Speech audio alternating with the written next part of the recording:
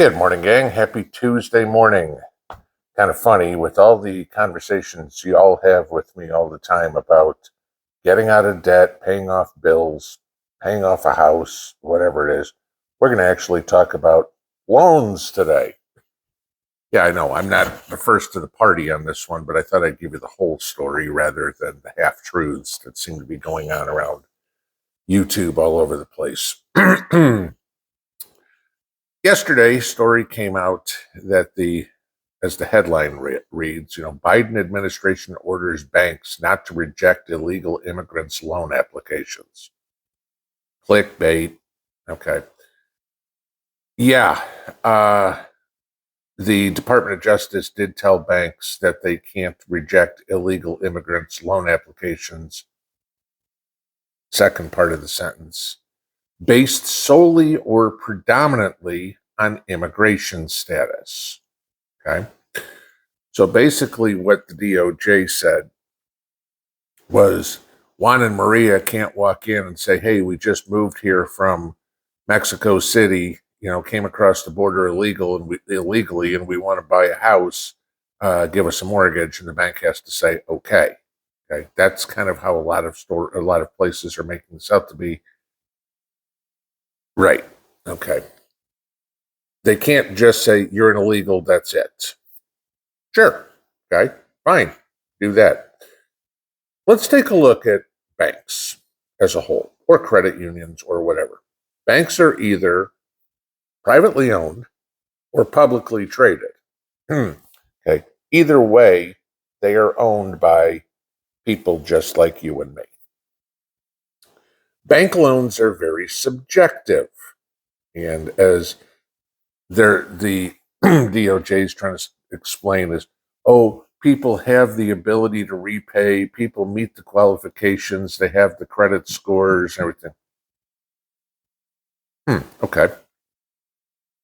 Bank loans are subjective. Sure, there's some criteria. You're not getting a mortgage unless your credit score is here. You're not getting a mortgage unless your debt to income ratio is here. Right? Okay. Those are pretty hard lines that they cross. You can't say I make $50,000 a year and hey, I want to buy Mar-a-Lago, and they go, oh, okay, here, we'll write the mortgage for you, because the bank knows they're not going to get repaid. Right? You can't afford it. But then ultimately it comes down to that gray area where the loan officer has to go, okay, if we do this and this and this, and y'all have bought houses or bought cars or whatever, and refinanced a house, got a credit card, and some of the things that you have to prove. They pull that information too. You can't just fill it out on an application and somebody says, oh, okay, we'll take your word for it. Right? I make $1 million a year. Really? Got pay stubs to prove that? No. Okay. So think about this. Juan and Maria come across the border. Juan and Maria want to buy a car. Juan and Maria want to buy a house. Juan and Maria want to get a credit card. And they go, well, we got Biden bucks. Okay. Hopefully that's going to last a year and that's it. And then that gets shut off. A bank is out there to make money. And I know you and I are not fans of banks. Okay. No question. But be it as it may, we still have them. We still have to deal with them. And most of us still use them. Okay. The bank's going to look at a loan and go, well, Juan, show me your income. Well, I picked strawberries out in Mr. Jones' field and he pays me cash under the table. Not provable income. Sorry, Juan, you're rejected. Okay. They have that option. It's not the sole reason that somebody can get denied for credit. It should be, okay? And it depends on the interpretation, again, the subjectiveness of reading the law. the agencies are looking at the Equal Credit Opportunity Act, okay, that says credit applicants can't be discriminated against based on race, religion, sexual orientation, and national origin. I don't hear anything in there about immigration status. Just because you're Hispanic or Indian or Asian or any of the other 165 countries they've found people come across the border from, just because you have that ethnicity doesn't mean you're rejected for a loan. Okay? But nowhere in what the ECOA is saying says, are you legally here? Right? Pablo Escobar, back in his day, okay, when he was still alive, could certainly say, I have the means to pay back the loan. Not that he'd ever have needed a loan with, storerooms full of cash. But there are probably not a whole lot of banks that would loan him money.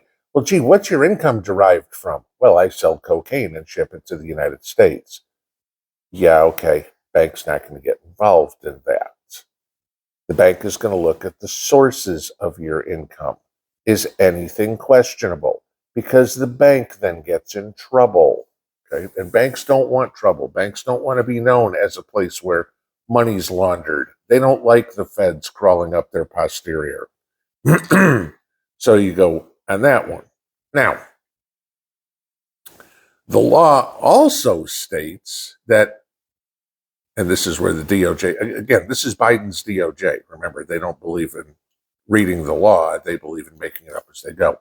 The law also states a creditor may consider an applicant's immigration status when necessary to ascertain the creditor's rights regarding repayment. Okay? So nowhere does it say they can't consider it, but the law specifically states that they may consider it. Now, again, we go back to what the DOJ said. Based solely, okay, I'll give you this, or predominantly upon their immigration status. So this makes it pretty simple. Gee, Juan is illegal. Juan doesn't have verifiable income. Declined. Now, when they come up and say, well, these people have, the means to repay and they meet all the qualifications. Really? So tell me this. What's the average credit score of a Ecuadorian national? I don't even have one. Okay? It's not like credit scores are international. And it's not like anything is going to be comparative, right? Now, sure, you have large businesses, wealthy people in foreign countries that have bank accounts in the United States. They also have a legal right to be here. Okay? You have Americans that have accounts overseas. They have a right to be there. Okay? Nowhere do we have the issue of illegal. How does Juan get that, 620 credit score minimum to get an FHA loan? How does he have that? Did, Jose's auto sales, give him a good credit score? Did he mortgage that house in Tijuana? And we're going to take that. Well, let's see. Anytime I've ever done something like that and I want to move, one of the first questions that the company says is, let's talk about your employment. Did you move with the same company? No. Did you move in the same field of a job? Okay. Are you completely changing careers? Yeah, I was a banana picker down in Mexico. I'm going to be a strawberry picker in California. Okay. Everybody's making a big deal about this. Biden wants to approve credit applicants. It's kind of a little misleading is how this is being reported. They're just saying you can't automatically deny somebody because of their illegal status.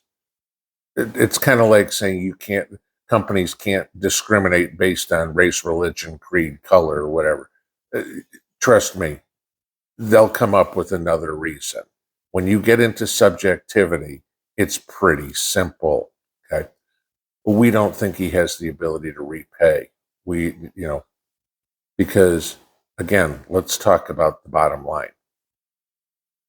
Housing prices are through the roof. Interest rates are steadily climbing. Wages are going nowhere. I mean, your spending power is less and less and less. Would it make sense to borrow money now? No. What are the banks doing now? They're all worried. They're losing money. They're losing their ass. They're closing down banks because they're not making any money. The banks don't want to take any more risk than they have to. They're already stuck holding a whole bunch of treasuries that are underwater. Okay? I mean, we saw Silicon Valley Bank and Signature Bank and other ones that collapsed because of that. The banks certainly aren't going, hey, you know what? We'll just loan out more money to people who have a very low chance of repaying it. And how does this affect you? Where do you think the banks get the money to loan? It's yours. You put it in your savings account, you put it in your checking account, you put it in a CD, and the banks just don't put it in the vault in the back. Okay? The banks loan that money out to other people. If the banks don't get paid, you don't get your money back. This is why you have to worry about this. And when they say they're going to stop loaning money, when the banks are saying they're going to stop loaning money to illegals, you should applaud that, not condemn anybody. As usual, reason number 8,614,212, the Biden administration is wrong. Roll out.